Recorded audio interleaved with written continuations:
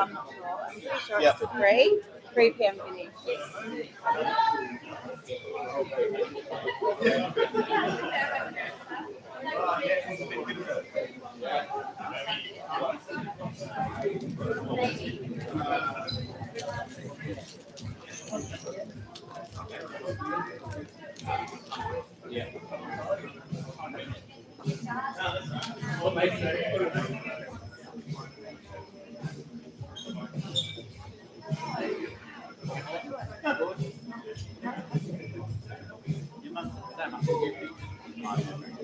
No idea if I picked that or not.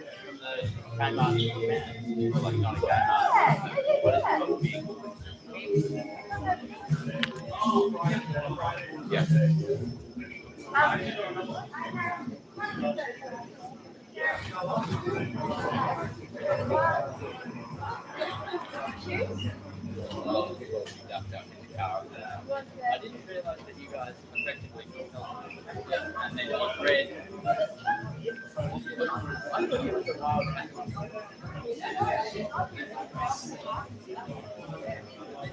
Yeah.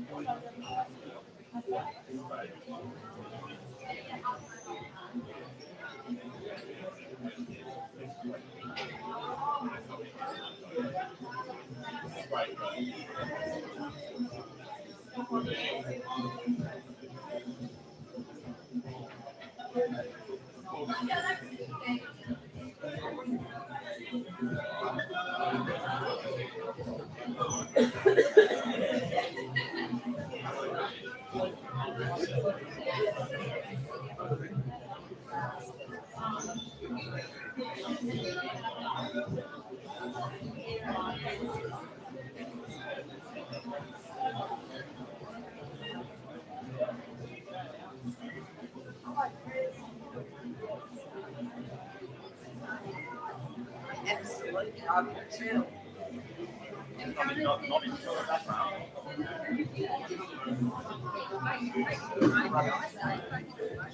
Yeah, that's nice. Actually.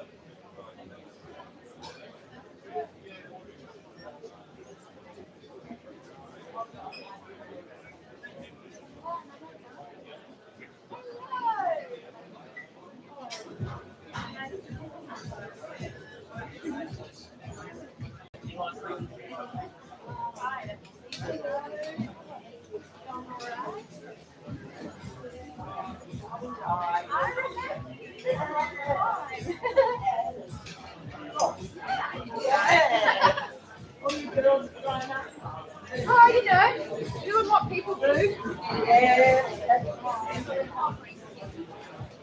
Yeah, you laugh.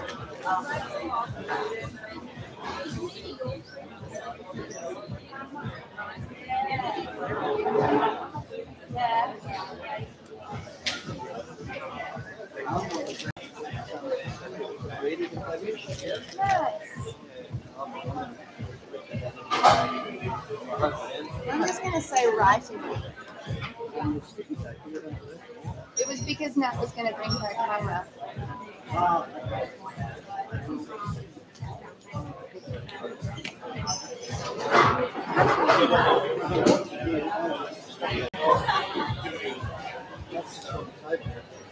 Maybe. Hi. Hi. For the microphone. Oh, microphone. Okay. Yeah. Is that all right? Yeah, that's fine.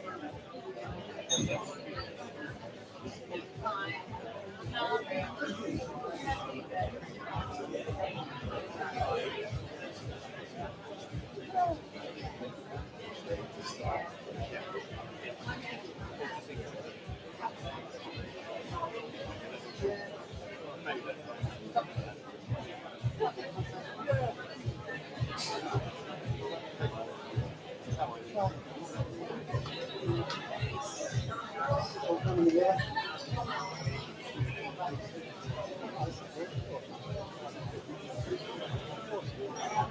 lovely. Yes. So we're going to do the video 6-minute montage after all the official speeches before the open mic. So pop that in the middle. Yeah, because then we'll go back to this big never-ending one at the end. Yeah.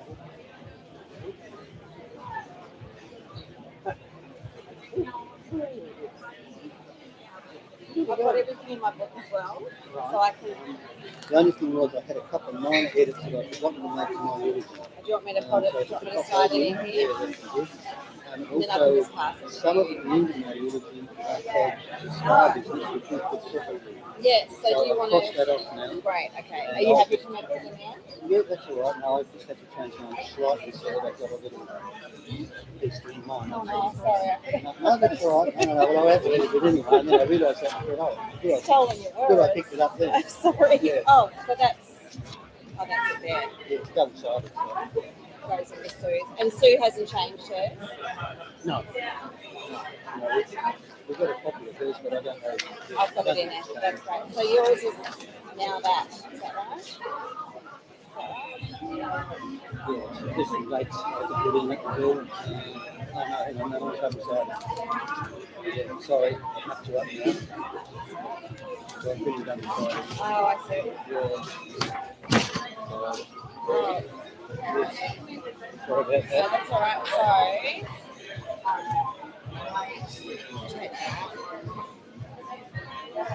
And I'll just move everything backwards. I just don't want to get that much up. So It's only tiny little things. We've got no problem.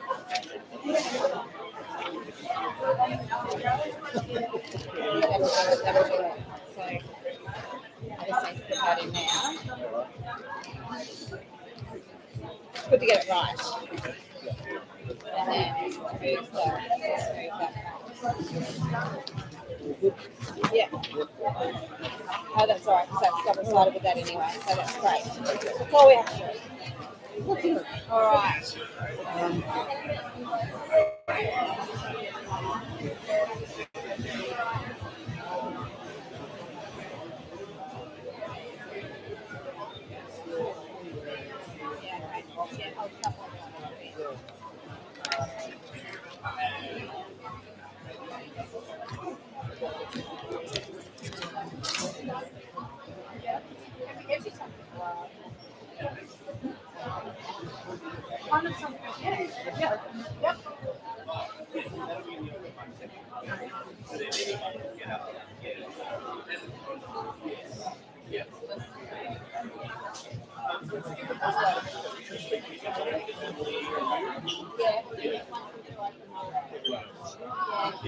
Just wanted to I'll invite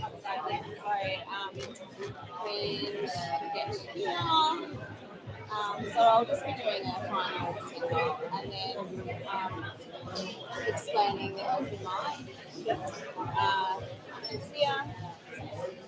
And then encouraging everyone to come up and chat. And then there will be open mic here, so there'll be like 5 hours.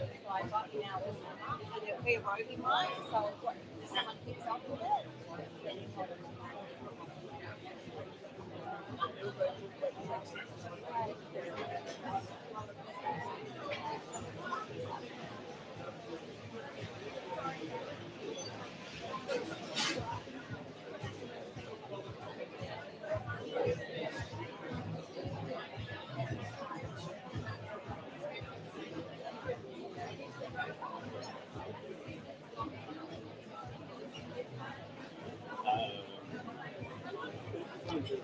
Seats, maybe we just have seat,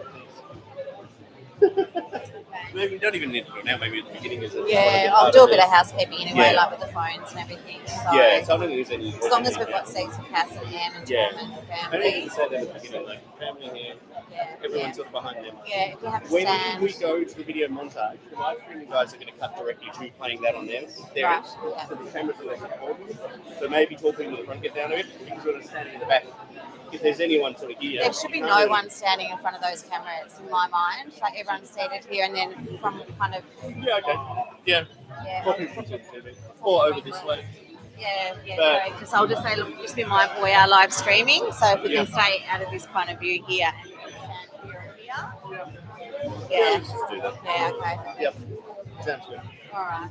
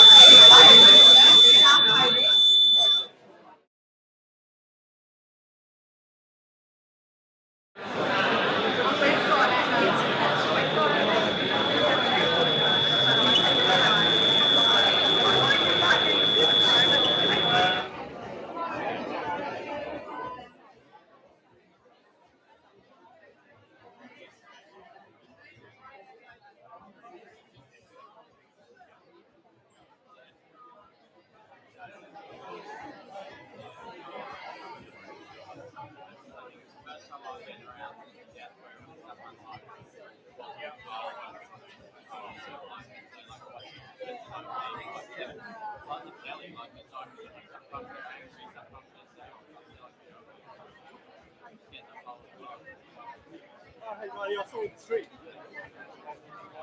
Yeah, go.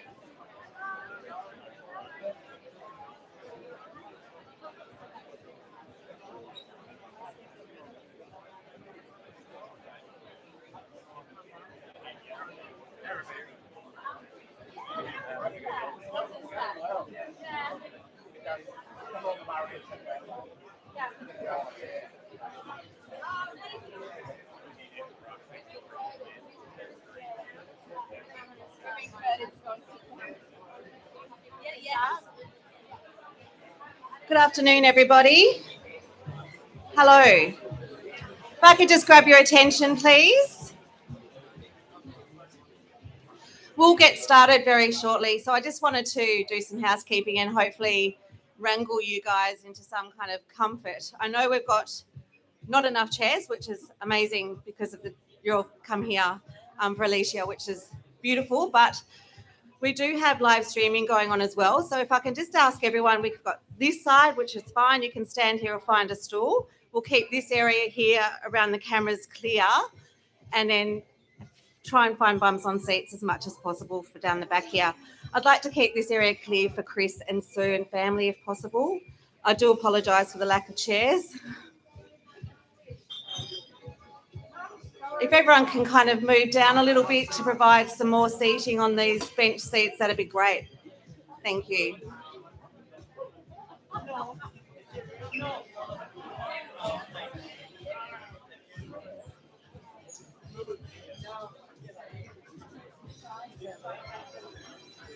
There's 2 spots over here. Nice.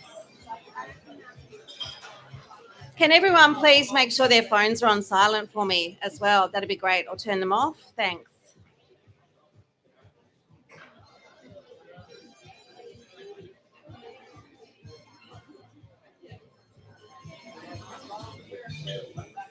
Is everyone comfortable or as comfortable as they can be?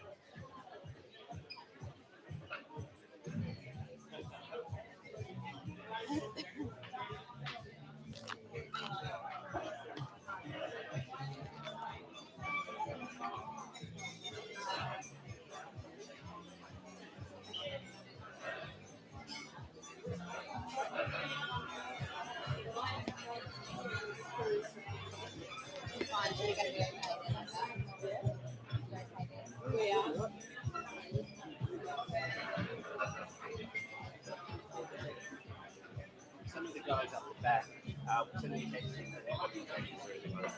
Okay, so I'm going to just ask.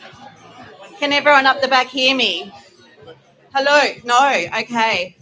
The music's going off now though, isn't it, Seth? Yeah, let's go.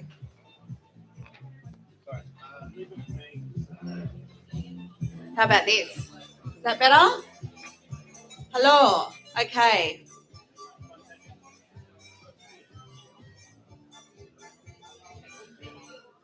Okay, let's try that now. What about now? Okay, great. Just yell out if you can't hear me and I'll try and hear you.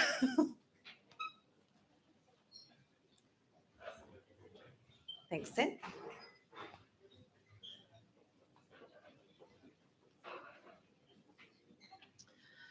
Welcome everyone to the celebration of the vibrant life of Alycia Louise O'Keefe.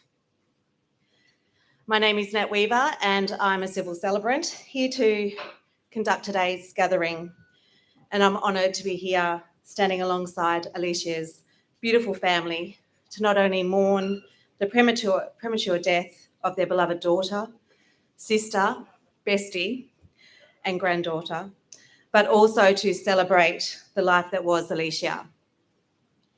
Chris, Sue, Lauren, Tom, Cass and Em would like me to extend their heartfelt love to you all for being here today and in all this colour. Thank you. This welcome goes out to each and every one of you, and whether it be by the wonders of modern technology, thank you, Seth, or in person. Some of you have travelled far and wide to be here, so thank you.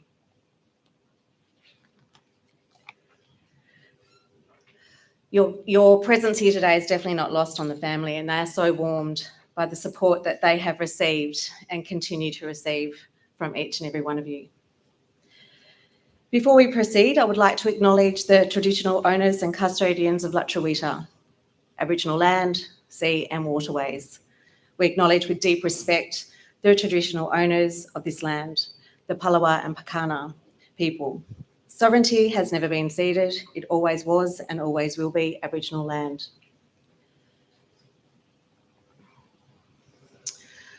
Alycia was brilliant, humble, funny, and loved by her family and community so much.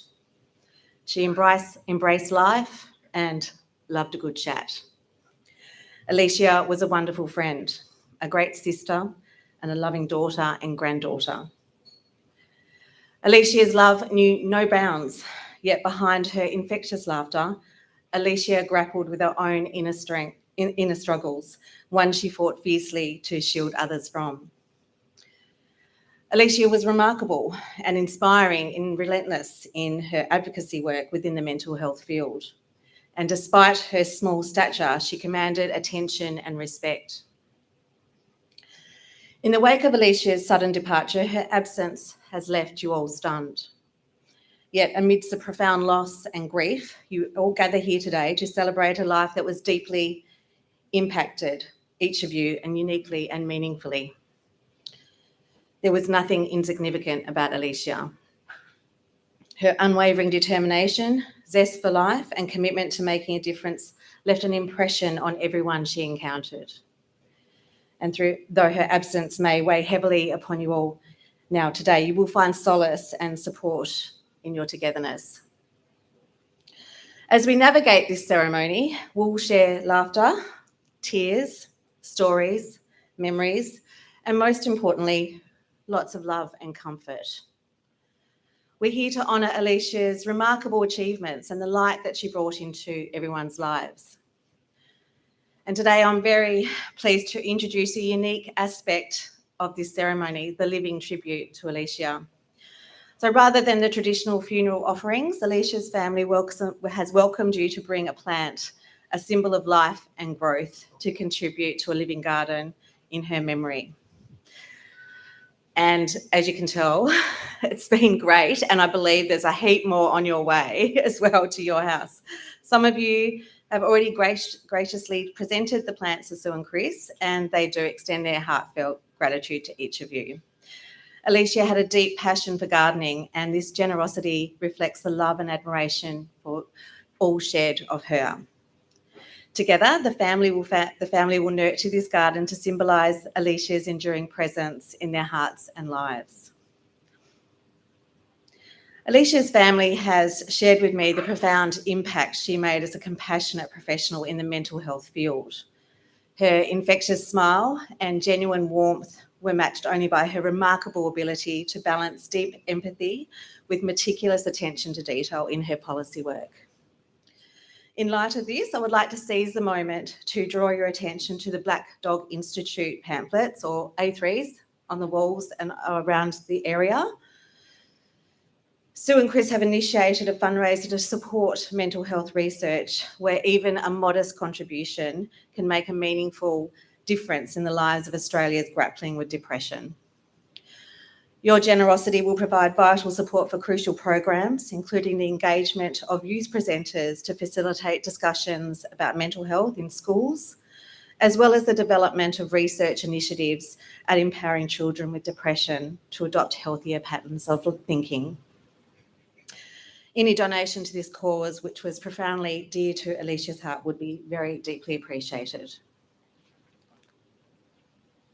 Your support will honour the legacy and contribute to improving countless lives. Today, I'm a facilitator to guide you all and ease you into a safe space to grieve, celebrate, laugh and cry. You are the ones who knew and loved Alycia better than anyone. The ones who come here today to support and surround themselves in the life that was Alycia Louise. Today, let's hold onto those memories and let them guide us as we bid farewell to a beloved daughter, sister, friend and colleague. Let us embrace the grief journey with openness, respect, and love. Thank you all for being here to honour Alycia's memory, and let's proceed with love and grace as we celebrate her remarkable life.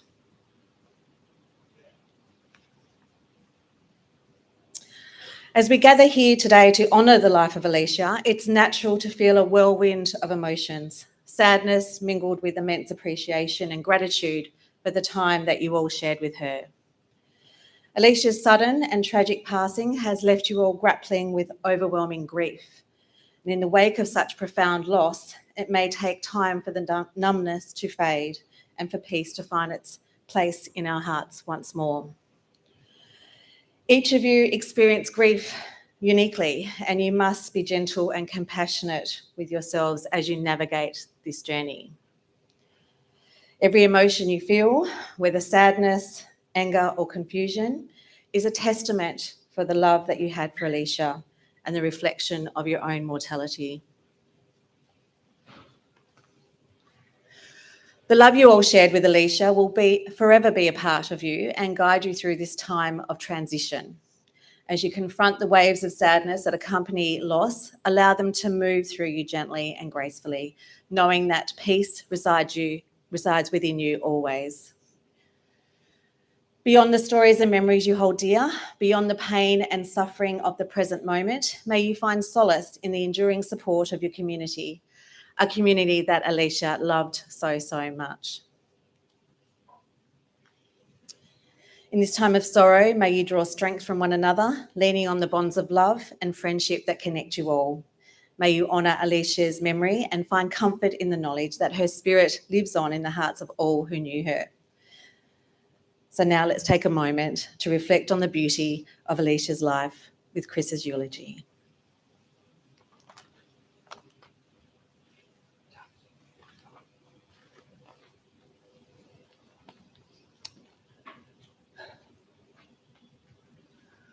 Wow, so many people. Alycia would have been absolutely amazed. She really would. Alycia Louise O'Keefe was born on the 15th of September 1988 at Queen Alexandra Hospital. The Nana loves to recount that even before she turned 1, she was putting sentences together, and she never stopped. I'm sure that we bored our friends shitless when visiting them and regaling them with her exploits and crowing at every new advance. I distinctly remember her sitting in her car seat in the back seat of our car at around 18 months, and we'd ask her, "What are you?" And she'd say, "A whingy puss." And that is what we sometimes called her. We read to all of our girls from the time that they were born, and once she could read, Alycia devoured everything she could find. Later, when she was older, when the Harry Potter series of books commenced, there was a pecking order established in terms of who read the latest book first. Alycia was always first, as she was the quickest reader, would bury herself in it for a couple of days until she'd finished. At primary school, it was at primary school that Alycia met Caitlin Rogers, and they became best friends and remained so until early high school. Caitlin often came with us on our annual Boxing Day camping trips to Lion Bay on the Tasman Peninsula, which all our girls loved. Both Alycia and Lauren joined the Kinetic Dance Studio and danced for a number of years, and Alycia really loved her dancing, though entire Saturdays spent at the Hobart College Auditorium were not our ideal way of relaxation. Alycia also played netball at high school for a time.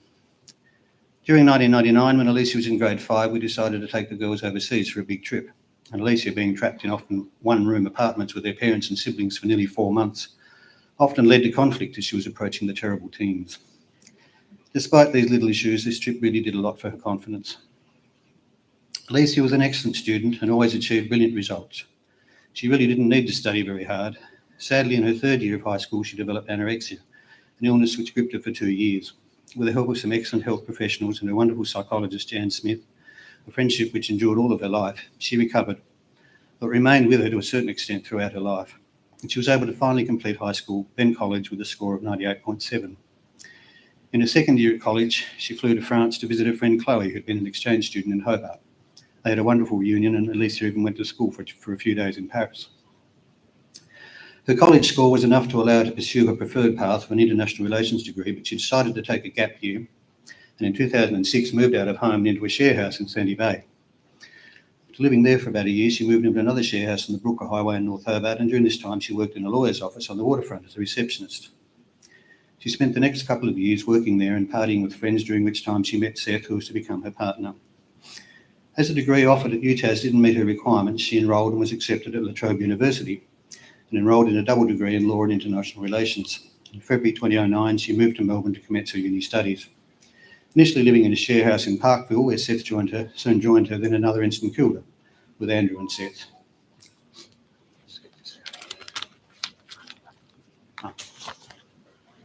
Before finally settling in Brunswick with Seth, initially Bridget, and then Swell and Annie, who became and remained friends until her passing. For the next 5 years, Alycia studied and partied and studied, ably assisted and hugely supported by Seth, thank you Seth, and their Melbourne friends, and she finally graduated on the 13th of May 2014. In January 2013, Alycia travelled to the Netherlands to study human rights law at the University of Maastricht, and it was to be human rights which became her real focus following this sojourn. Whilst there, she and Seth stayed with Seth's relatives in Amsterdam and then travelled to Paris, Salzburg, the Black Forest and Prague, where apparently Alycia gained a passion for cherry beer and brought it back here with her. Alycia loved the water, and she and Seth joined a dive club and would go diving in Port Phillip Bay. She gained her open water ticket and travelled to Thailand and dived there. Unfortunately, back issues led to her not being able to continue to dive as much as she would have liked.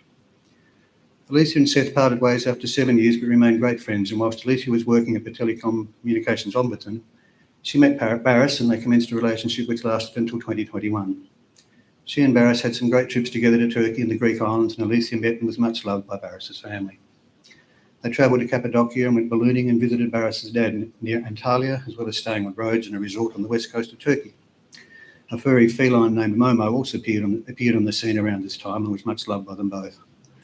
She and Barris became engaged and hoped to marry, but sadly this was not to be. Alycia had a huge circle of friends in Melbourne, quite a number of whom we're so glad to have met, and many of whom were there for her on many occasions when things were too hard for her. Thank you to all of you from the bottom of our hearts. Whilst living in Melbourne, she would always come home to Sandford for Christmas, and we loved seeing her back, if only for a short while. During COVID, she came and stayed for 4 months, and it was lovely to have her and little Stevie with us. She just loved Stevie to pieces. We'll make sure she has a good life. For the last 12 months, Alycia had been living with Johnny and Tenzin, and of course Stevie, in Coburg, and we all loved visiting them on a number of occasions during this time. Alycia thought the world of you both, and we can't think of anyone better for her to have spent her last year with. Though Stevie may have caused a few little issues with her escapism. Alycia worked in the mental health arena and was a passionate advocate for the rights of people with mental illness. She commenced work in August 2020 with the Victoria Mental Illness Awareness Council, and whilst working there, she wrote policy and provided input to the Victorian Royal Commission into Mental Health. The former manager there has painted a picture of an amazing person who inspired all with whom she worked. She was quite simply brilliant, but humble, funny, and very, very classy until she was drunk. Like a lot of us, I think. She loved clothes. Like many brilliant people, though, her own mental health suffered on and off over the years. The last few years, she deteriorated and she battled incredibly hard and researched her own treatments endlessly, even to the point of advising her psychiatrist, Deb, of new treatments. As a result, they developed a close relationship, and we know that he worked tirelessly with her to find a successful treatment, along with the psychologist too. Finally, Alycia loved life. There's no question of that. And she left an indelible mark on all who knew her. Thanks. Where's she gone? Did you understand up here so while she reads? So you can read the notes? Yeah, I think so.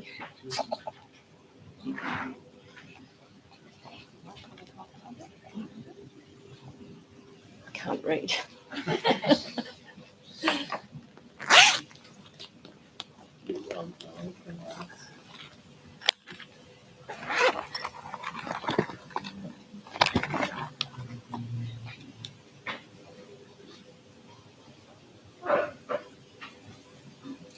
Can you hear me down there?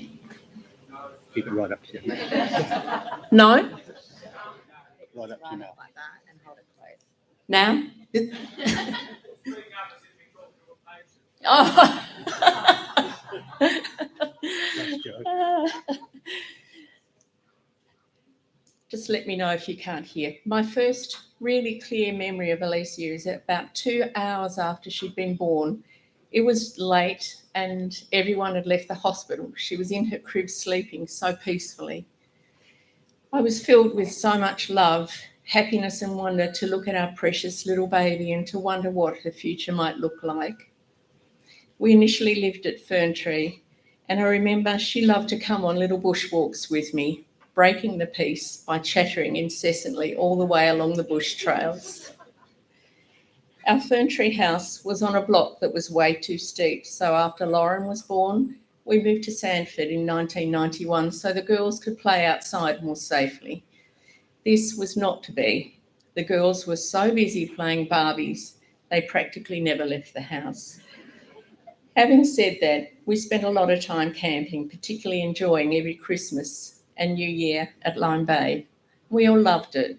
We were all filthy dirty within the first half hour and stayed that way for 6 to 7 days. I loved seeing Alycia dirty and not fussing about it.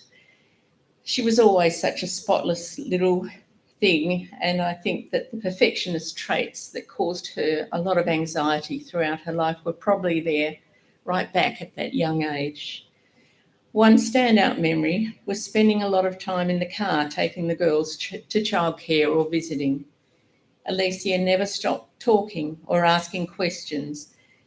It was exhausting. So I decided to start telling stories to the girls as we drove to just give me some mental peace. Alycia loved reading and hungrily devoured books, and in the last few years, she became someone that I loved to turn to for recommendations for great books to read. And she had some really great recommendations. She was so excited to find out that we were having a baby, and she actively followed our baby's developments week by week through the pregnancy. She was very happy when we had baby Cassie, and she gave her middle name. She was a wonderful sister, reading to her all the time, playing with Lauren all the time, and was such a loving protector of Cassie, but both the girls, right up until she left us. Alycia danced multiple times per week through her high school years and also learned guitar and bass for a couple of years. I was proud of our feisty girl. I remember sitting in the car waiting for her one night just a few years ago. As she walked out of Salamanca Square, a guy got a bit forward with her and she turned back to him, putting him right back in his place without any hesitation. Thankfully, he apologised with his hands up and backed off. I have lovely memories of her graduation day. It was such a happy day, first at uni and then ending up at her share house with everybody for celebrations. I want to thank her longtime partner at that time, Seth, for supporting her all through her studies.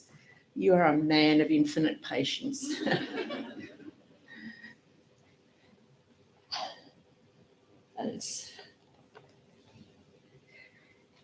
I remember the pleasure of experiencing the joy of finding out that she and Barris were engaged. We were overjoyed and she was very excited. When she and Barris broke up, Alycia really struggled for some of this, but some of this sadness was put on hold when she, along with Stevie the cat, moved in with Tenzin and Johnny. I know that both of them were wonderful friends to her and gave her so much support. We, all of us, loved going to Melbourne to visit Alycia. We met her Melbourne friends who were all so important to her, and she was such a lovely host, taking us to all the best that Melbourne offers. We went out for beautiful meals. We went to the Flower and Garden show, which was absolutely amazing for me. And more recently, we went to see, just Alycia and I, to see Rupi Kaur, the poet, whose poetry she really loved. These were joyous times and I will miss them. Thank you to all for being part of Alycia's life. This is just amazing. Friends were everything to her for all of her life, and I can't begin to mention everyone by name. Our family, friends and relatives were also very important to her, and we love you all. And she loved you all. I loved you all too. So in closing, Alycia, if you can hear me, I love you and will miss you so terribly. But you were worth every bit of this sadness and more. I hope you know how much you were loved. I really do. And admired by everybody whose life you touched.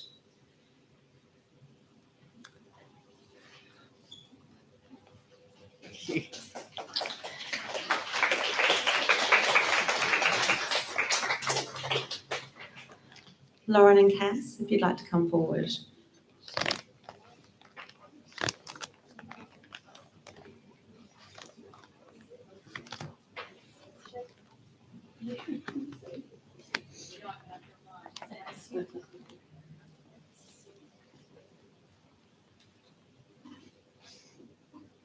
I've got yours in here. Is that this one's mine? All right. Just keep hugging it. And yours is in case.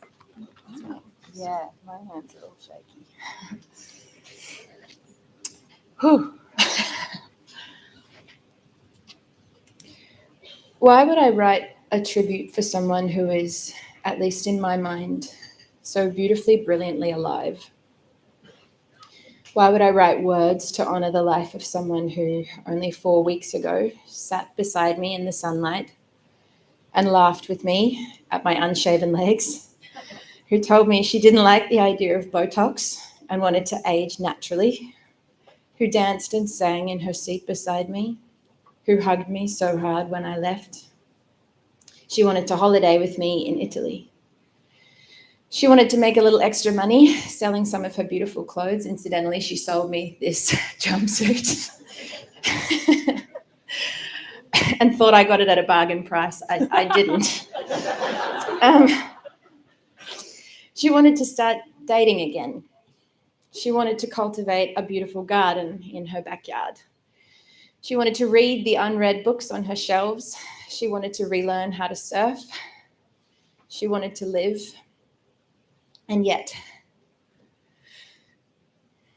in the past almost 2 weeks, I've been turning over the rocks of her life as much as I'm able, holding them in my hands and trying to feel the weight of them, trying to understand how heavy those pieces must have been for her to carry around all this time. Alycia and I had our struggles. There were times throughout our lives where we didn't speak for a month or so.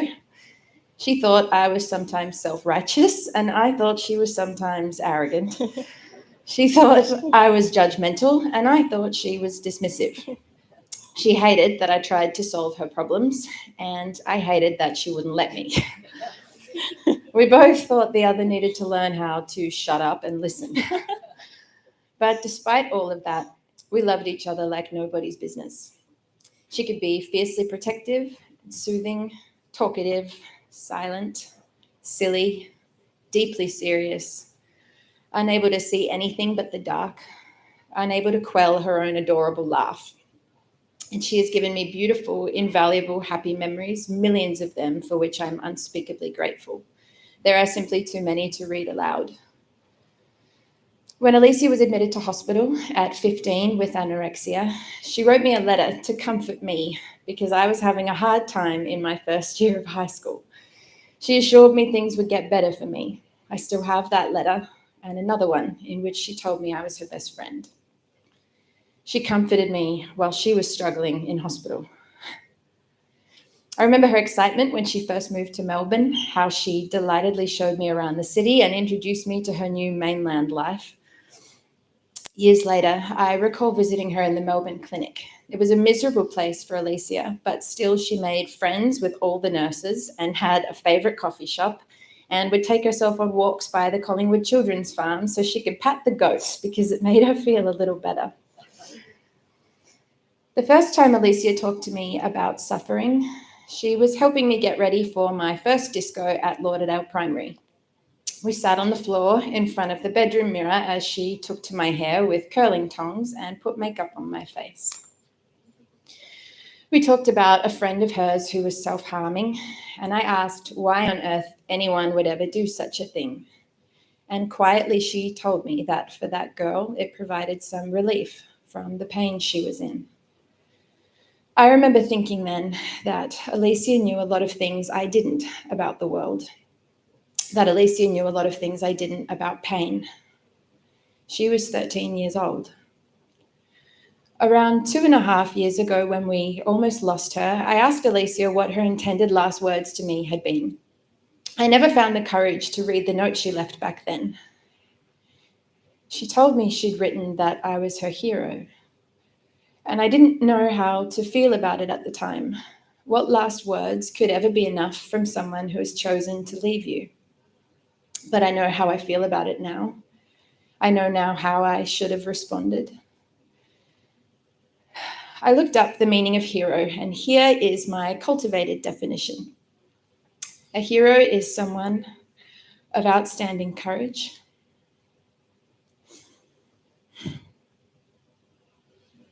Okay, I can do this.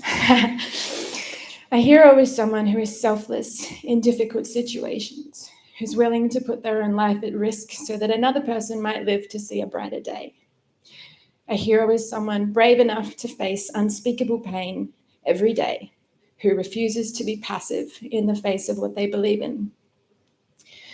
Christopher Reeve said, "A hero is an ordinary individual who finds the strength to persevere and endure in spite of overwhelming obstacles." And my sister's beautiful brain was plagued by so many obstacles. She fought so long and hard. She tried and tried and tried again. She acted always out of love and care for those around her. 2.5 years late, I am responding to that note that she left. Alycia, you were my first friend, my partner in crime when we were small, the person I turned to when our parents were being annoying, the person I used to copy in everything from your hairstyle to your clothes to your music to the way you spoke and moved, the person I fought with the most ferociously. You were the first person I told after the first time I had sex. You were the person I called when I found myself in moral conundrums. You taught me what it means to be loyal, what it means to just listen. You persevered and endured in spite of so many overwhelming obstacles for so long until finally you couldn't anymore, and you are and you will always be my hero. This is not a tribute to your too short life, but a tribute to your enduring, iridescent spirit. I'm going to carry you with me everywhere I go, in everything I do, every time I drink a too strong coffee, every time I listen to the National or drum and bass, every time I wear the clothes you gave me or the more expensive ones you sold me, at every gig I perform, at every milestone of my life, I'll carry you with me, as will every person in this room and tuning in from afar. Our lives are so much richer for being loved by you, and I hope wherever you are now, there is really good coffee.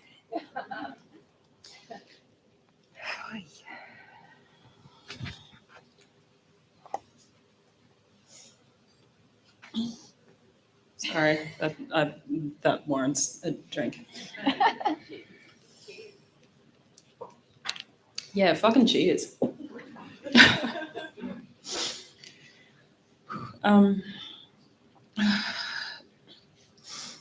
Some things that Alycia hated.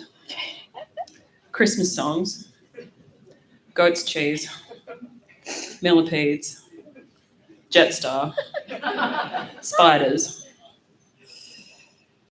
I couldn't think of any more. She hated a lot of things. Some things that she loved. Hating Christmas songs, the ocean, beer in the sun, exciting toasted sandwiches, on croissants, coffee strong enough to power a small city. I found myself thinking about these small things, just things as simple as what she liked and didn't like, facts which hopelessly and completely failed to convey who she was, but in remembering them make me smile.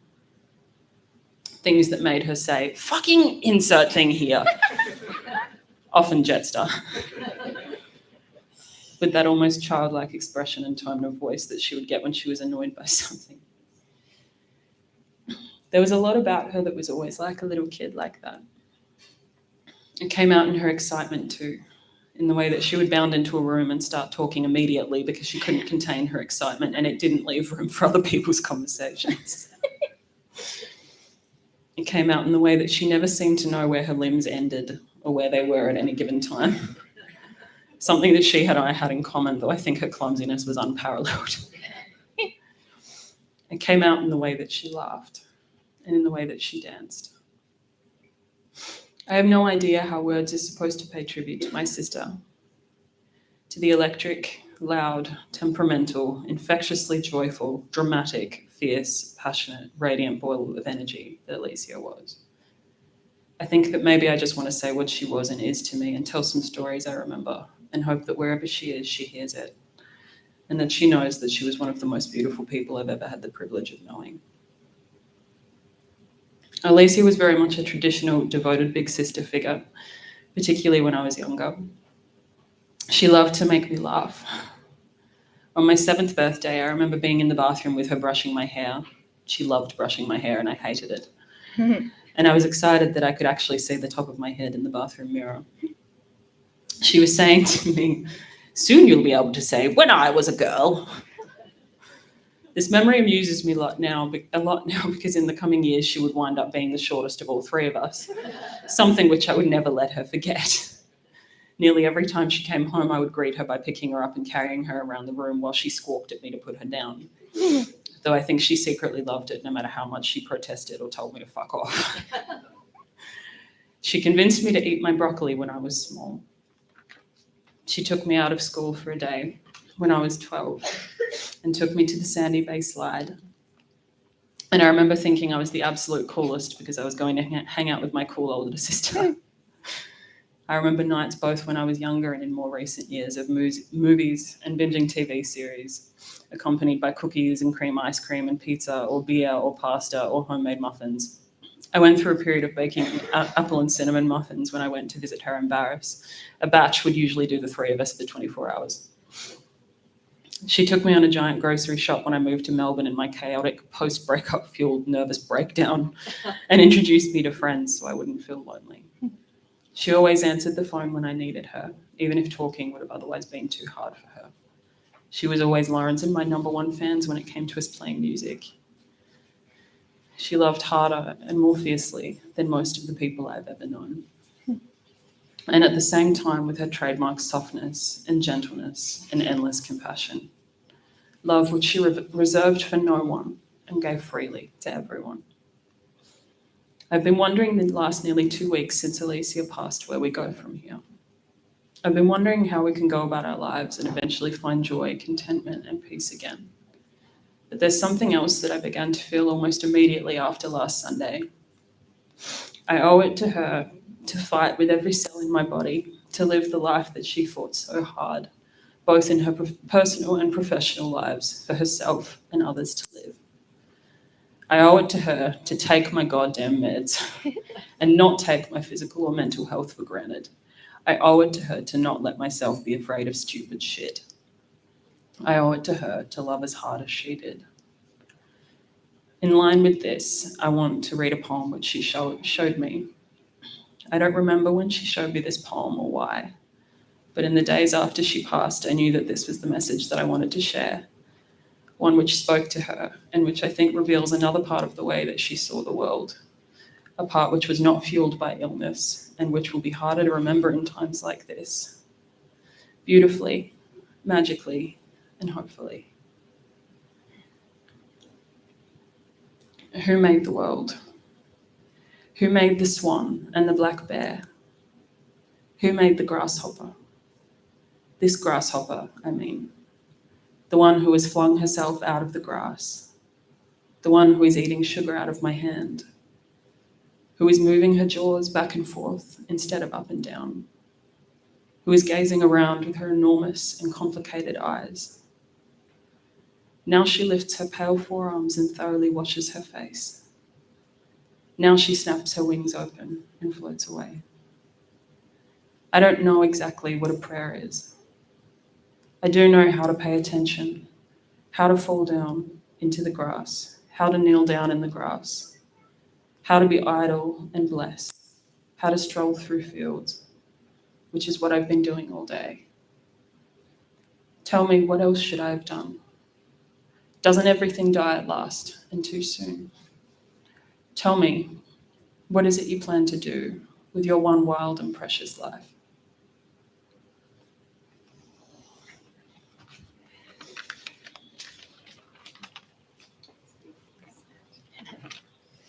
I think we need a big cheers to everyone who has just spoken there as well, and raise your glass for Alycia. If you've got a glass in your hand. To Alycia.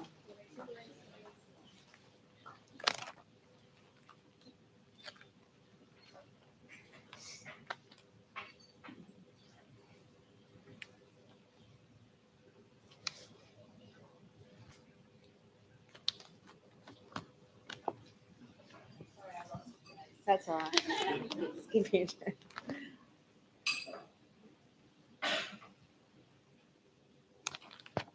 Sorry, I'll find you doing that.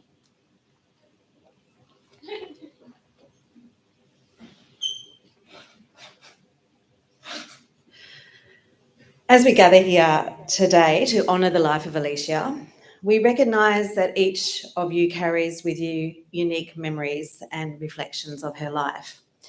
Acknowledging this, we would like to offer an opportunity for those who wish to share their thoughts and memories to come forward. This open mic session allows you to express your feelings, share some antidotes, or simply reflect on Alycia's impact on your life. This could be a cherished memory, a favourite story, or a bloody good stitch up, but your words can provide comfort, solace, and healing to everyone here. There's no pressure to speak, and your participation is entirely voluntary. We're definitely not going to drag you up here kicking and screaming. But if you feel moved to share, please feel free to approach the mic now or after the formal proceedings as well. So once we've finished up, we'll leave the mic here, and if you just feel like coming up, singing, dancing, whatever, telling jokes, feel free. So as we begin this open mic session, let us hold some space for one another with empathy, compassion, and respect. Your presence and words are a testament to Alycia's love and legacy, and we thank you for your willingness to share during this moment of remembrance and reflection. Thank you. Anyone like to go first?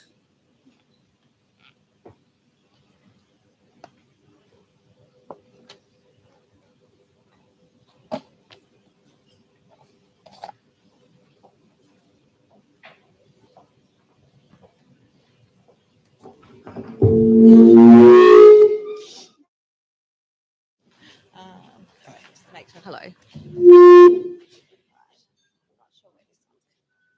Seth? I don't know where this one's actually connected to, so I'll just give them mine. Yeah, okay. Yeah. Just turn that one off. Yeah. I'll stick with this one. Cool, thank you. Okay, thank you. Hi everyone, my name's John. I've been living with Alycia for the last year and a half. Wasn't sure if I'd say anything today, so just bear with me. I haven't really thought this through too much, but about a month ago it was my birthday. It was a work day, and I was working from home and had a few plans lined up to do things. During the day, I was in a mood that could only really be described as extremely stroppy. I completely cracked the shits with everything. My housemates gave me a very wide berth, which was required. I was meant to go out for dinner that night to a three-hat restaurant. Instead, I cancelled those plans. I worked till 7 o'clock, ordered a kebab, scoffed it while I was working, and then very quickly went to my room.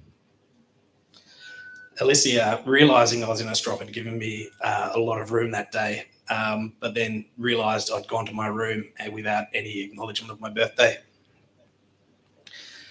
I got a knock on the door, and I was in bed, and I was like, oh my God, are you serious? And she's like, Johnny. And I was like, oh. I quickly put on some clothes and came out. If looks could kill, I would have killed her. She'd ordered me 4 cakes.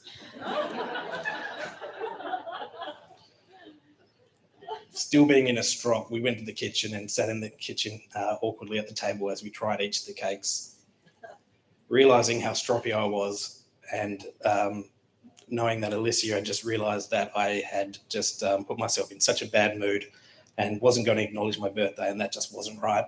She'd ordered me those 4 cakes, and we sat there and ate them and quietly commented on them. At some point, I realised how absurd I was being, and I cracked a smile and just looked at her and said, "I love you." She gave me that smile. She gave me that smile that I'm sure everyone here knows. And I just gave her a hug and said, "I love you so much." I went to my room with a grin on my face. I love that girl. We had a lot of good times in that house, which makes this day even more harder. There was a lot of hard times, but there was so much good. There were so many good times, and I'm going to miss her so much. Thank you.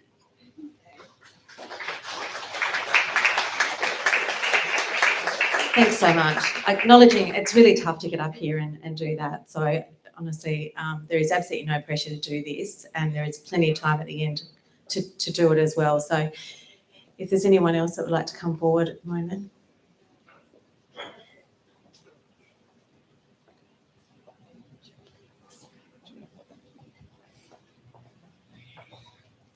Hi, I'm Annie and this is Schwell. We were living with Alycia for a good 5 to 7 years in Brunswick, and we have a lot of pretty extraordinary memories of that house along with Seth as well. We're both quite nervous coming up here, but we also would like to say something. Sorry, can't hear me. Say something because we just hold her so dearly in our hearts, and I think we couldn't walk away from today without saying something. I'll try and talk really loudly. I'm sorry, guys. It's taken me so many drafts to get anything down to a reasonable length to speak of you. I started noting my favourite memories of you and the stories that still make me laugh at your ridiculousness. The draft is so long, I could create a novel of Alycia moments. Rather, I noted some snippets and moments of what captures my love for you. Again, this goes on for some time. The drunken pastor at 2 a.m. at Cafe Romantica, the goat sounds, the lounge room dirty dancing that never went well, the holes and marks at Barclay Street at the house still tell this story. The beautiful, uncontained laughter and pestering, owning a duck in a 3-story unit in Brunswick, our dress-up parties at Barclay and pirate wench adventures, the anticipation of our Wednesdays together filled with sangria, wine, corn chips, and incredibly accurate Play-Doh creations of tiny cows. Yours, never mine. The terrifying rides out to uni with you at the wheel, the experimentation with boys and cider, and the antics that followed. The preceding hungover days on the couch watching New Girl and Boston Legal episodes, our penguin language of nonsense sounds, beating you at 500 with your own tricks and making you really mad. Sorry, I'm shaking a lot. Your smell, your generosity and endless kindness, the frustration of never being able to do enough and never being able to fix things. Walking back into your room the other day and feeling the overwhelming appreciation of the devotion and care that you gave to everything around you. Your beautifully cared for clothes and the shopload of toys and cat towers for your Stevie. The way you rained compliments and adoration on your friends, helping them when you yourself needed the uplifting more than we did. You had beautiful, glorious days, my tremendous one, my awkward emu, my baby giraffe, our penguin in arms. Our 12 years together brought me so much goodness and light into my life. I'll forever think of boys and cider on rooftops during sunsets and sunrises and matching outfits accidentally, more often than is reasonable. We love you so much.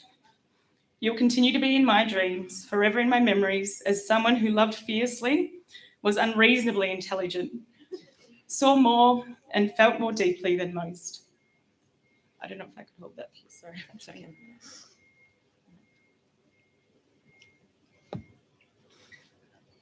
Alycia, I don't think it's possible to find the words to convey all you mean to me.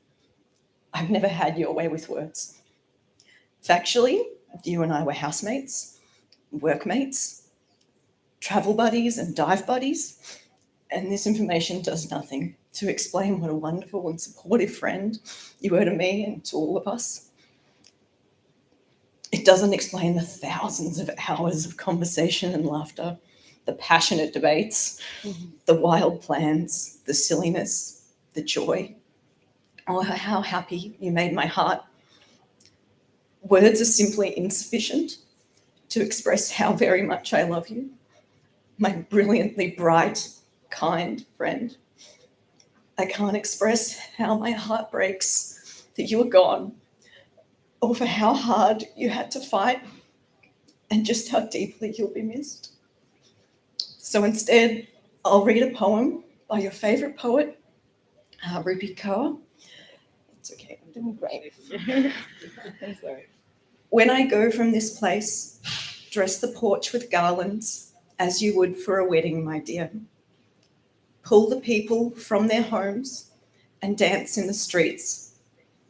When death arrives, like a bride at the aisle, send me off in my brightest clothing. Serve ice cream with rose petals to our guests. There's no reason to cry, my dear. I have waited my whole life for such a beauty to take my breath away. When I go, let it be a celebration, for I have been here. I have lived, and I have won at this game called life. Alycia, Blondie, my penguin. When I remember you, I'll remember you proudly showing me your garden, your towering tomato plants and bright cactus flowers, sipping coffee in the mornings. I'll remember you laughing and smiling in the afternoon sunshine and excitedly talking at me about some new interest. I'll remember you dancing in a late night lounge room, drinks spilling, limbs flailing, and singing along loudly to the songs you love. I love you, my girl.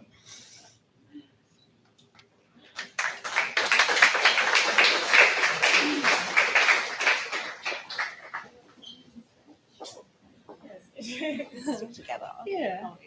Thank you. Hi everyone. My name's Kazma. I only knew Alycia for a short period, but it was a big impact on my life. Okay. Grief is a weird beast. Grief sits right up there with time. It drags, it flies by. You blink and it's gone. You sit still and it seems to stop moving. You're stuck in it forever. You don't know where it goes. Sorry, sniff. Knowing someone for a lifetime, a day, a year, or half of your adult life, they are the times that should be cherished because life is short, but memories and stories and love are forever. A standout memory with Blondie is the night we caught up at the Cornish Arms. It was a sunny afternoon in spring and we shared some wine into the night. 3 older men decided we looked inviting and came over for a chat. One was married with kids, one was gay with 2 schnauzers, his words, and the other was a walking red flag who had Alycia firmly in his sights. While I initially tried to encourage her, my ears pricked up when I heard her say, "Yes, 2 kids at home, a girl and a boy, 6 and 3, and my husband James." I turned and saw that face we all know and love, the one where it's a gritted smile, dismissive nodding, and get me out of here eyes that I tried very hard to contain my laughter at. We managed to break free of them and head to another bar for a ginger beer recap of the night and laughed about it at many a catch-up after that. For some strange reason, James and the kids weren't home when she got there, but little Stevie Catnix was jumping and going crazy on her return. Everyone knows the year of firsts is always one of the hardest, but what no one tells you about is the next year of seconds and all the ones after that. The reminders that it's more time without one of your favourite humans, the moments where you go to call them, or when you see something and go, "Oh, they would like that. Oh, that's right." And then there's the distance in time since you last saw them or saw their name pop up on your phone. Keep checking in with each other's grief. Never stop wondering how someone is. Always assume if you're missing someone, someone else might be too. check in on them. It's never a burden. Grief will always be a weird, wonderful, horrible, unavoidable beast, and it never goes away. But you know what else is weird and wonderful? Love. Your love for Alycia and her fierce love for you right back will never go away.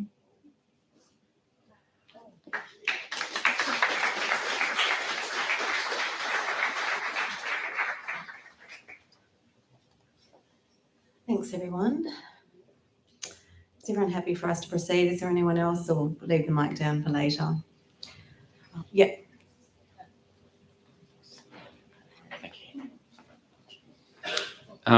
My name is Jeremy. I've known Alycia and her whole family since my earliest memories of my life. So I'm just going to share one very quick and vivid memory from the many that there are. So I was probably, Alycia and I were probably 4 or 5 years old, and we were just playing in the backyard after school. And then Alycia decided to tell me about a game she wanted to play that terrified me. It was kiss and catch. It was just Alycia and I there. So I was so terrified I started to run, not realizing I just started the game. Now, I don't quite remember if she caught me because I let her catch me or from her sheer determination, but she did, and then quickly asked me to marry her. And then I started to run some more. It's a quick memory, but it's just the most vivid one I have of just little Alycia just smiling. And thanks Alycia for 1,000 more memories. Not where she asked me to marry her, but just happy ones. That's it. Thank you. That's a cracker. Chris, we have a reading here from Alycia's manager. Would you like to read that, or would you like me to read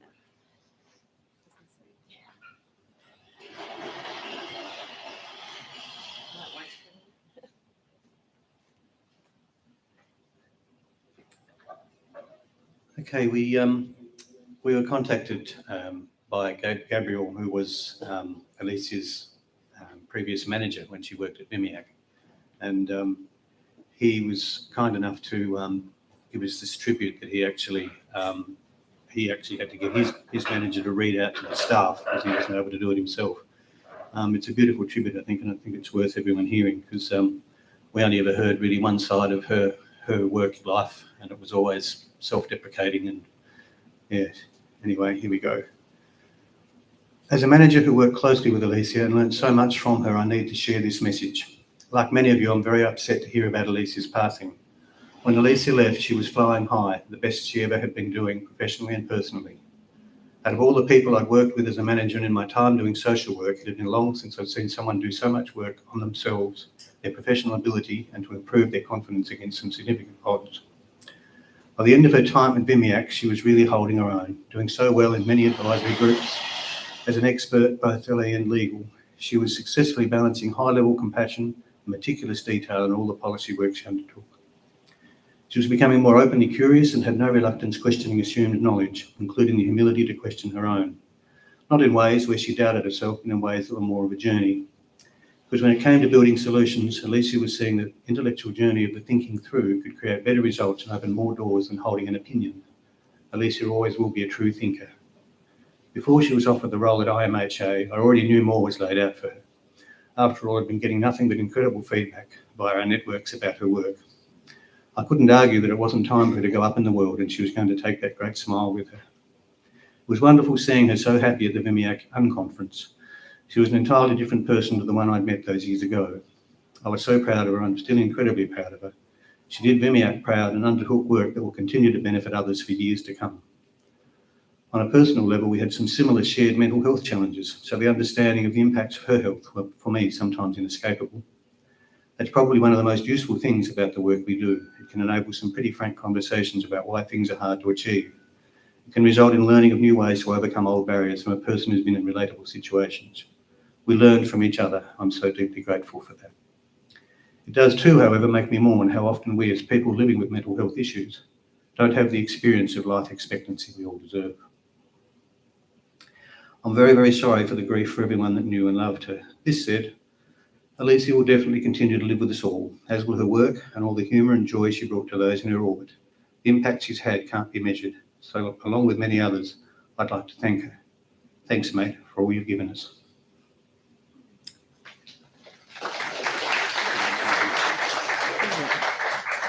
Thanks so much. It's beautiful.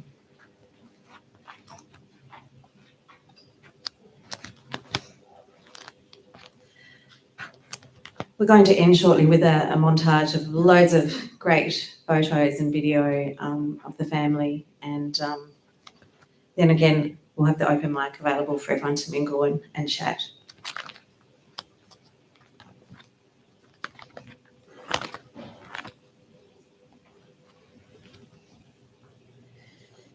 There are some thank you notes. Chris and Sue, would you like me to read through this one?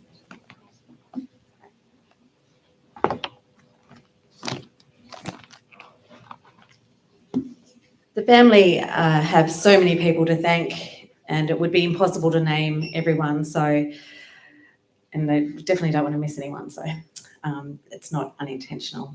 Firstly, thank you all who have donated to the Black Dog Institute. I know that this would have been something that Alycia would have been on board with completely. It is unbelievable to see the total rising so quickly. Thank you too to everyone who has contributed plants and money for a memorial garden. It's absolutely beautiful to see so many, and you're going to be so busy in the following weeks. Thank you all to the Melbourne folk contributing to make the live streaming possible. Thank you so much, Millie, for organising shambles for us for the family at such a short notice. Thank you especially to Seth for everything he's done. I read the music, the live streaming, the photo montage, and everything else that you have done and do. There is just a lot. Thank you to Alicia's girlfriends for helping sort out her clothes to wear. Also, thank you to the Melbourne crew for looking after little Stevie, and to Casma for sending photo updates of her antics. Thank you. Thank you for everyone who sent flowers to the family they've just been inundated, I believe. So no vases left to bring in here today. Their house is full of colour, and Alycia would have loved it. Finally, thank you to everyone for attending today, especially those who have come from Melbourne, and to Alicia's little primary school playmate, Jeremy, who came all the way from America. You have all made this, a round of applause, that's massive. And for that cracker little story.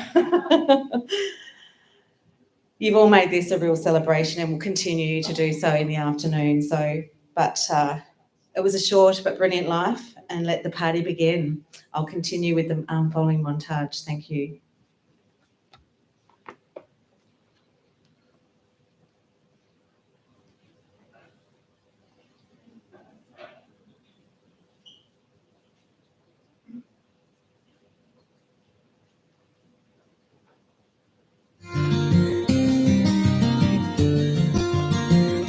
I took my love, took it down. I climbed a mountain and I turned around, and I saw my reflection in snow-covered hills, till the landslide brought me down. Oh, mirror in the sky, what is love? Can the child within my heart rise above? Can I sail through the changing ocean tides? Can I handle the seasons of my life?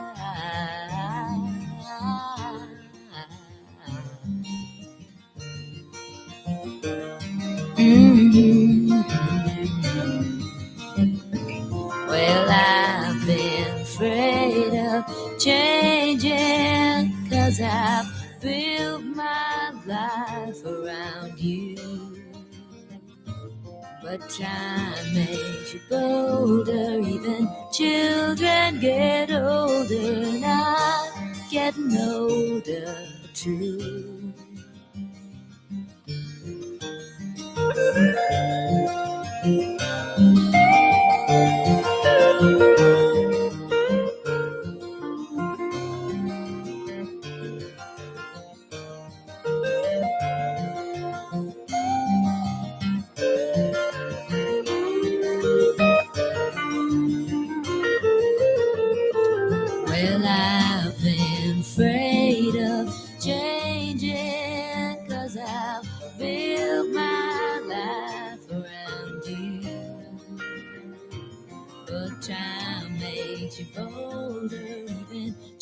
children get older, I'm getting older too. Oh, I'm getting older too. Oh, take my love, take it down. Oh, climb a mountain and turn around. And if you see my reflection in the snow-covered hills, where the landslide brings it down.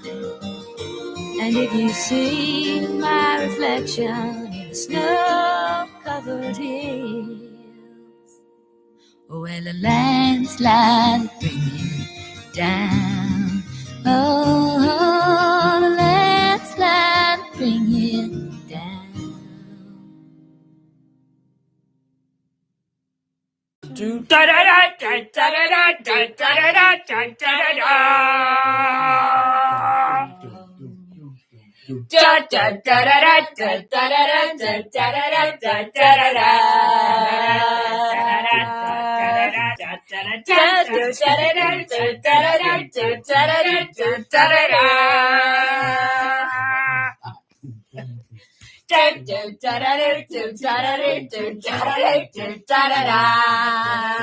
said,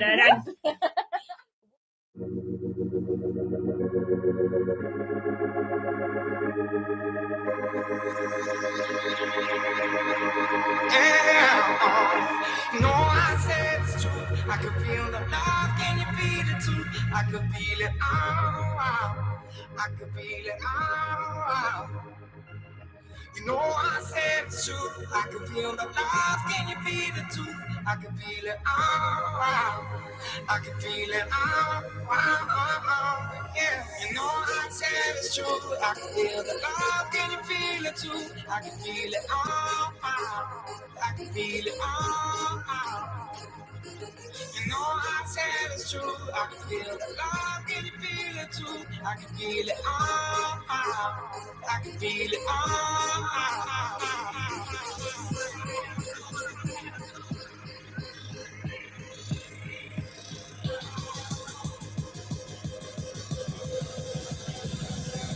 You know I said it's true. You know I said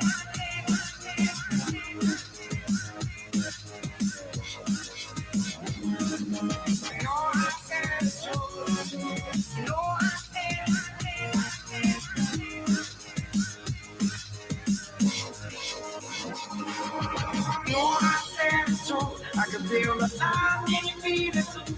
I can feel it, I can feel it, You know I said it's true. I can feel the love, can you feel it too? I can feel it, I can feel it, No, oh, boy, no, all right.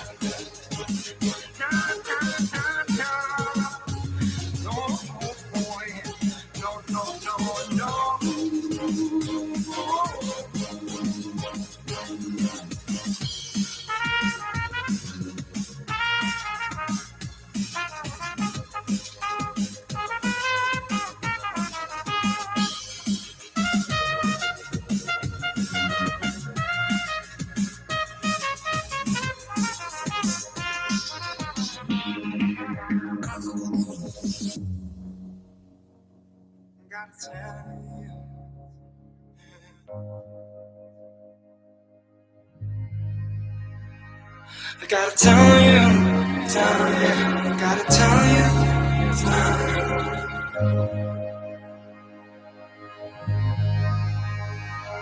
gotta tell you,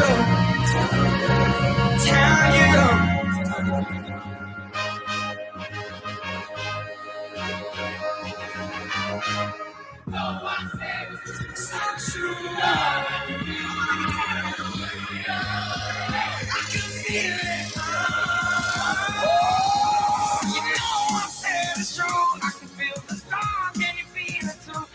feel it, I can feel it, You know I said it's true. I can feel the love, can you feel it?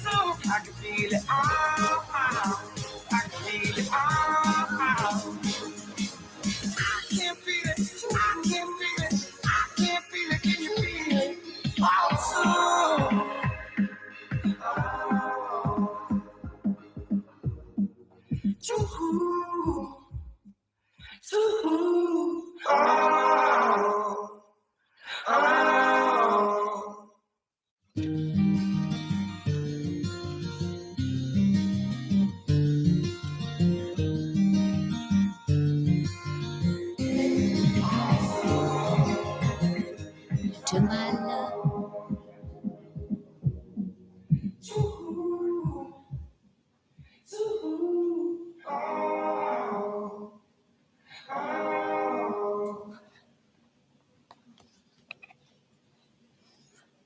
Thank you, everyone. There is also another announcement that I failed to let you know about, and it's about a star that Alycia now has. So, Chris, did you want to tell everyone about the star? Are you happy for me to read, Chris and Sue?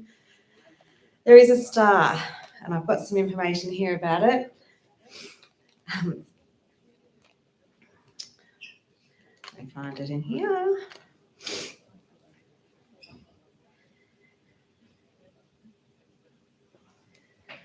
Yeah, there's a star in the sky that has been named Alycia Louise O'Keefe, and Lauren,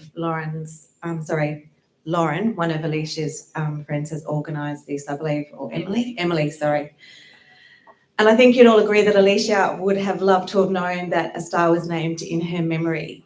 I think she would have found it beautiful, but I think the family also agreed that she would have rolled her eyes a little bit too. So the family do have the coordinates, and you'll soon receive some more information around that, a map showing where the star is located, and that'll be all shared amongst everyone in Melbourne, and celebrating Alicia's life. She is a star. She's always been a star. Alycia loved life. There was no question about that, and she has left a huge mark on all who knew her, shining ever so brightly. Alycia, or Blondie, as many of you know her affectionately, you are gone but never forgotten. So please raise your glass and stand for Alycia. Thanks, everybody. To Alycia. Alycia. Cheers. Thanks, everyone.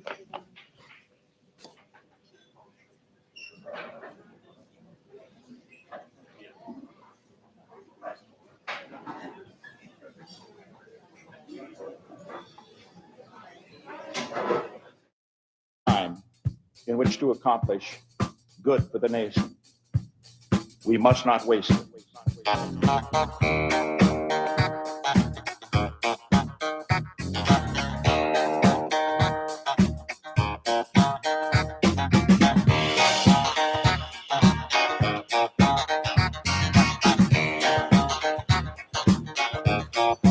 Very superstitious, writings on the wall. Very superstitious, letters about to fall. 13-month-old baby, proper looking glass. 7 years of bad luck, get the things in your past. When you believe in things that you don't understand, and you suffer. Superstition ain't the way.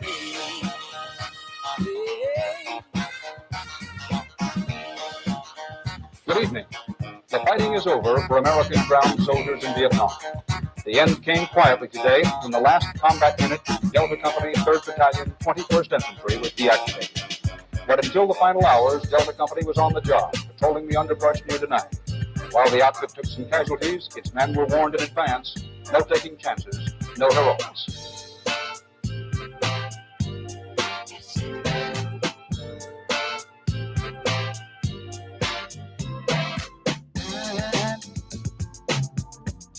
I'm so in love with you. Whatever you want to do is all right with me. You make me feel so brand new.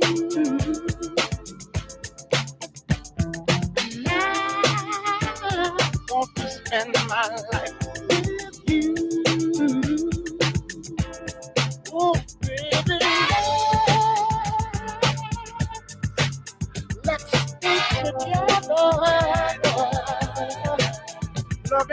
Time for good, bad.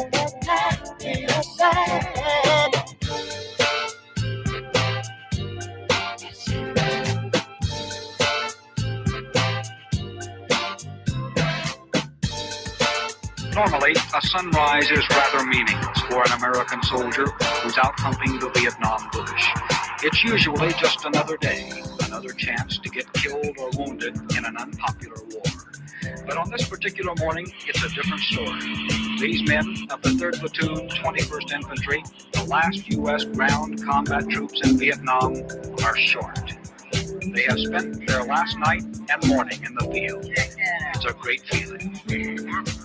Hello, Pa. Be home in TT time.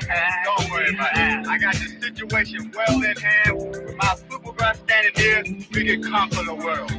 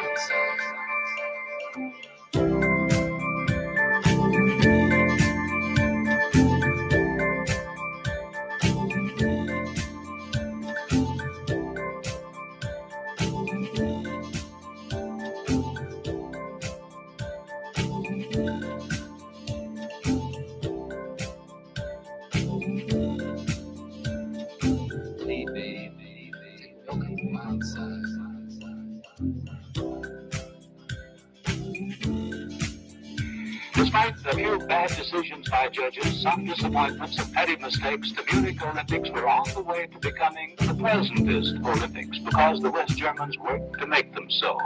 Today, one observer gave them a new name, the Bloody Olympics. Altogether, 17 people were slaughtered yesterday, 2 in the Olympic Village and the other 15 in the shootout at the airport. We begin a program devoted almost entirely to the Munich atrocity with a report on the shootout last night. ABC's Lou Chaffee was there.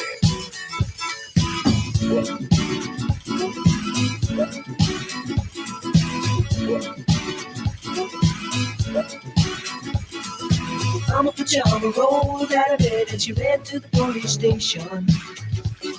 When the papa found out, he began to shout and started the investigation.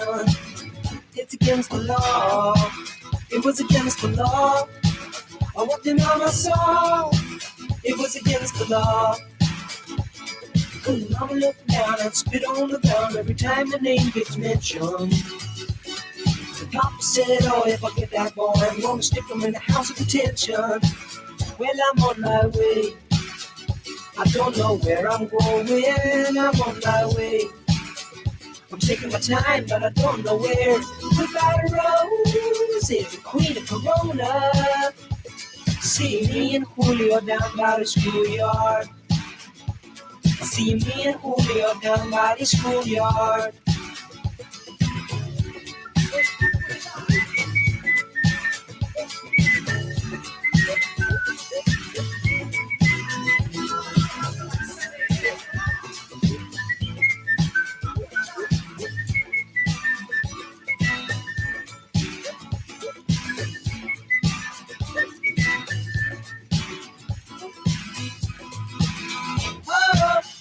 Good evening.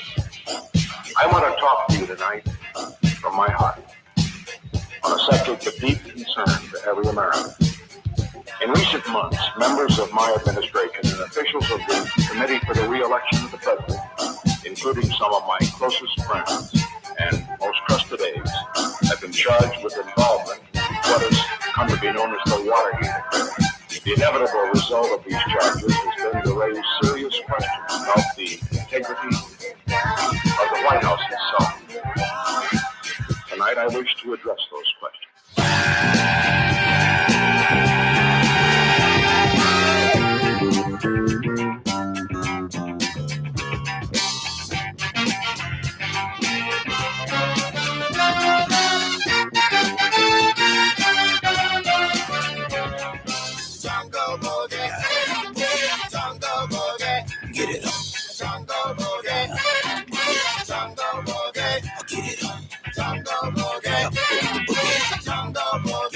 with the get down. Jungle boogie, jungle boogie, shake it around.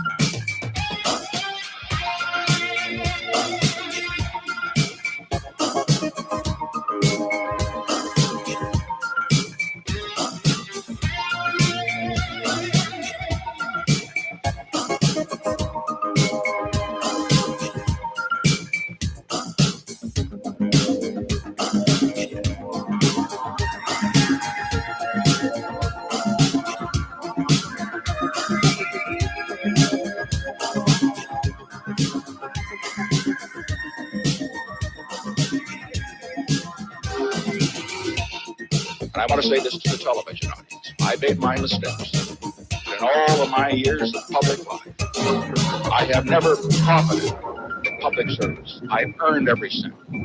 And in all of my years of public life, I have never obstructed justice.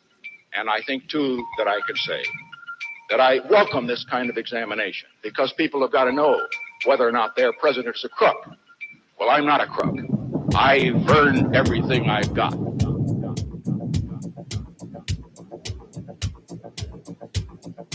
I can't stand it. It's my window. Bringing back sweet memories. I can't stand it. It's my window. Bringing back sweet memories.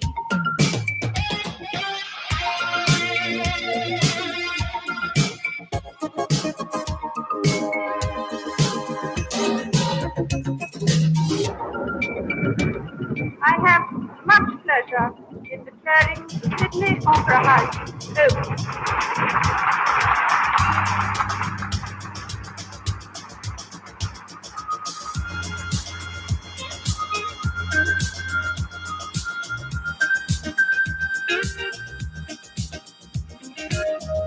Sexy.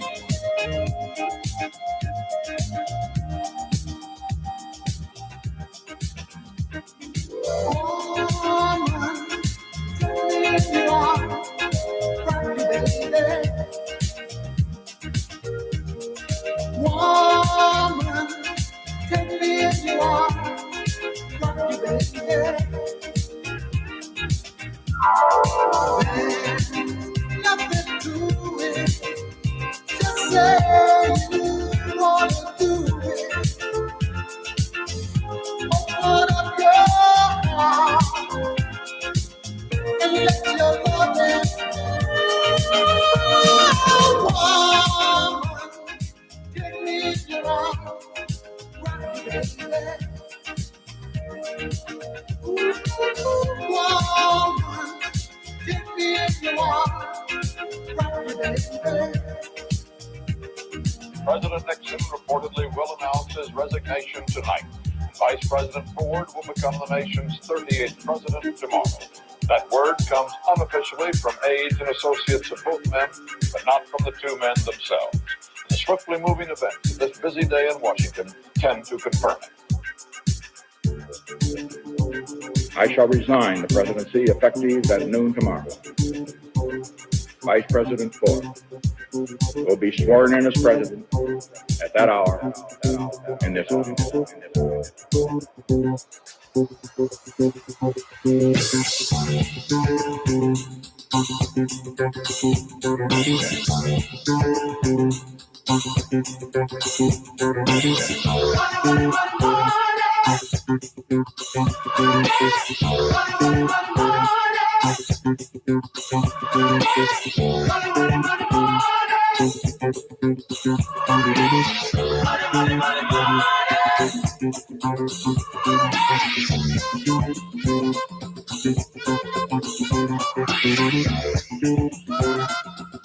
Some people got to have it. Yeah. Some people just need it. Listen to me, y'all. Do things, bad things. But well, you gonna do things, good things. But yeah.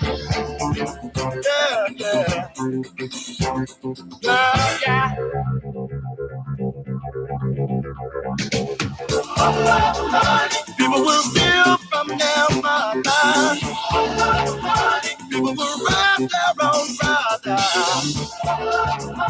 People can't even walk the streets because they'll never know when the world that's gonna be. Cause that me free. Almighty God,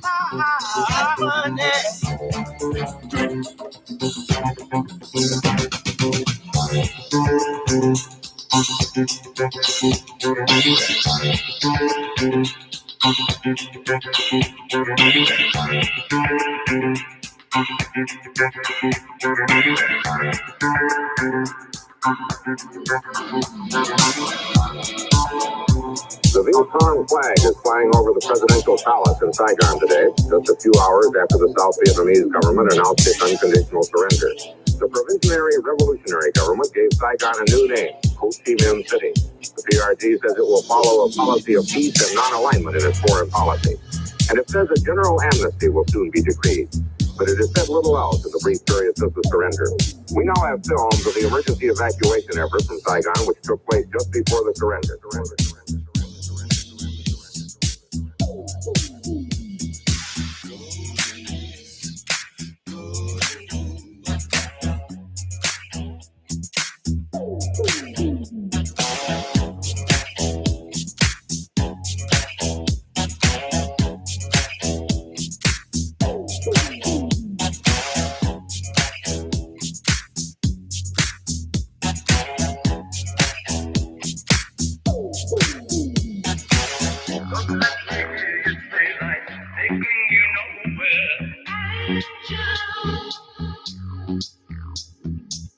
Don't let me hear you say life's taking you nowhere.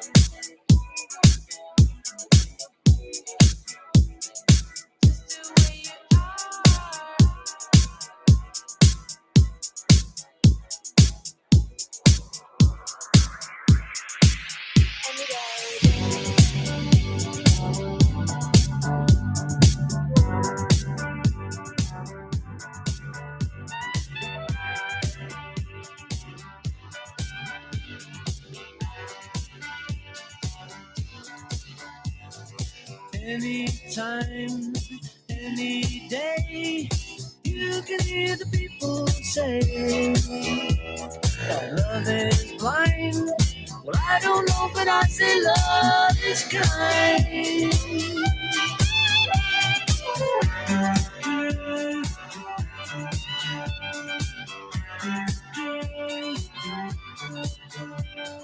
Soldier boy kisses girl, leaves behind a tragic world, but he won't mind. He's in love and he says love is fine.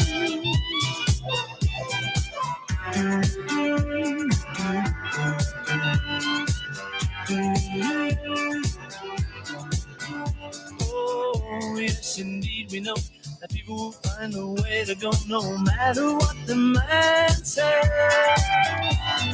Love is fine for all we know. For all we know, our love will grow. That's what the man said. So won't you listen to what the man said? He said,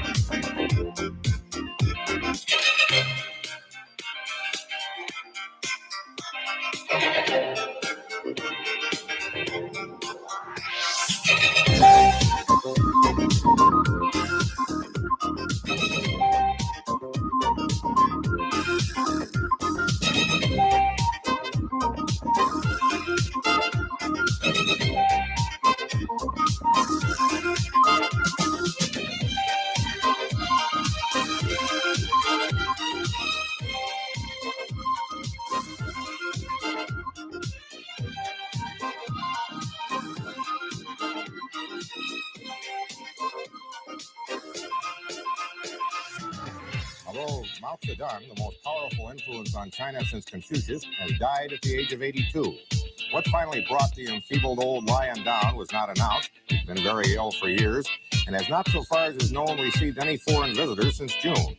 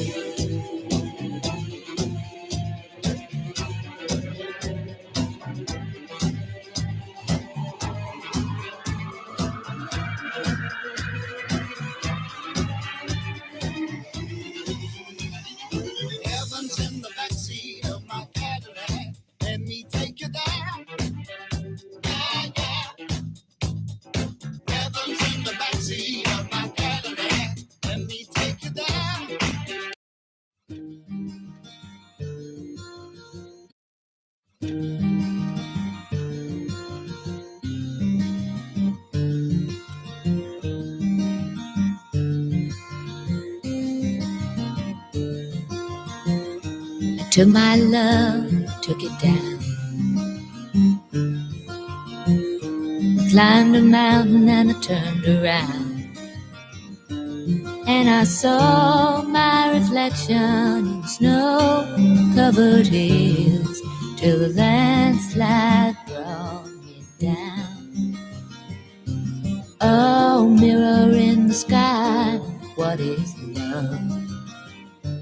Can the child within my heart rise above? Can I sail through the changing ocean tides? Can I handle the seasons of my life?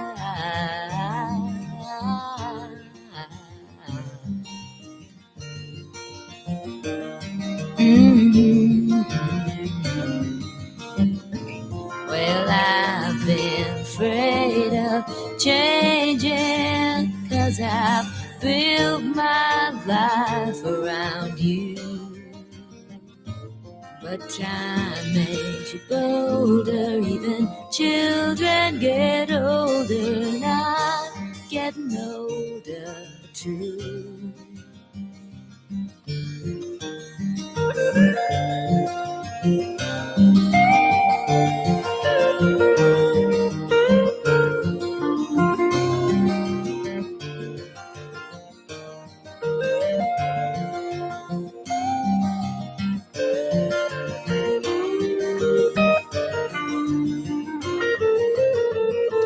Well, I've been afraid of changing, 'cause I've built my life around you.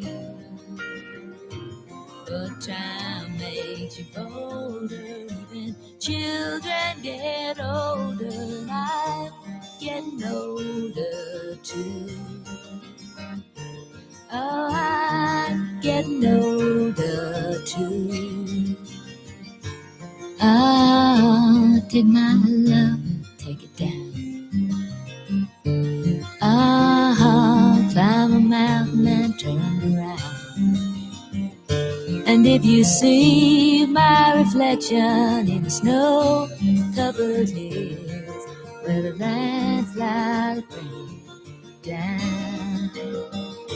And if you see my reflection in the snow-covered hills, where the landslide bring it down.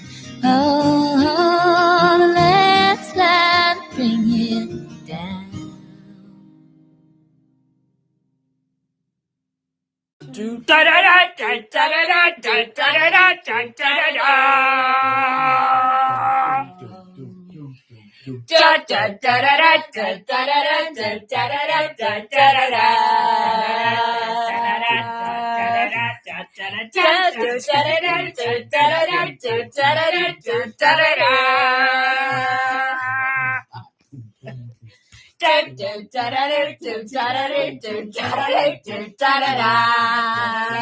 said,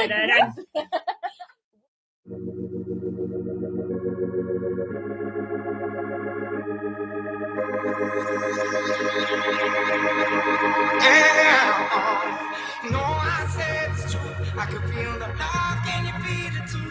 I could feel it. I could feel it. You know I said it's true. I could feel the love. Can you feel it too? I could feel it. I could feel it. Yeah. You know I said it's true. I could feel the love. Can you feel it too? I could feel it. I could feel it. You know I said it's true. I can feel the love. Can you feel it too? I can feel it. I can feel it.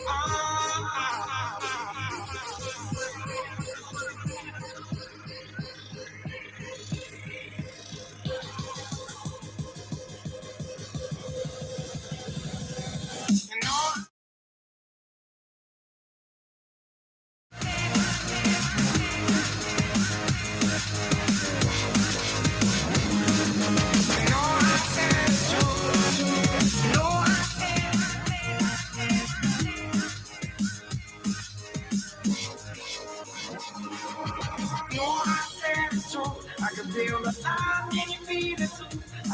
feel it. Oh, I can feel it. Oh, you know I said it too. I can feel that love. Can you feel it too? I can feel it. Oh, I can feel it. No, oh,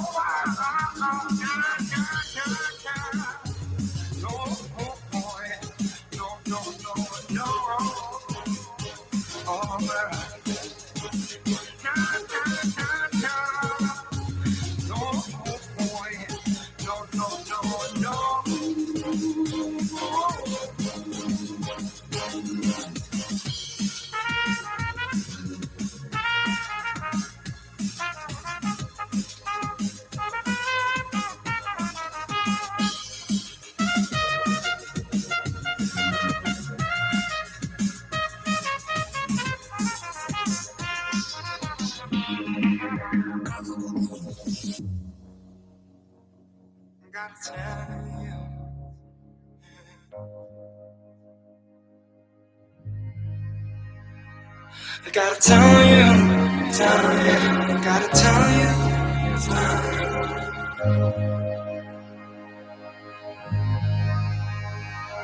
Gotta tell you, tell you.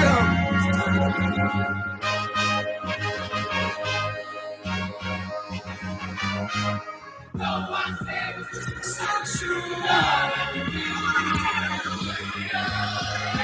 can feel it. You know I said it's true. I can feel the stars. Can you feel it too? I can feel it. I can feel it. You know I said it's true. I can feel the stars. Can you feel it too? I can feel it. I can feel it. I can't feel it. I can't feel it. I can't feel it. Can you feel it? Oh, so.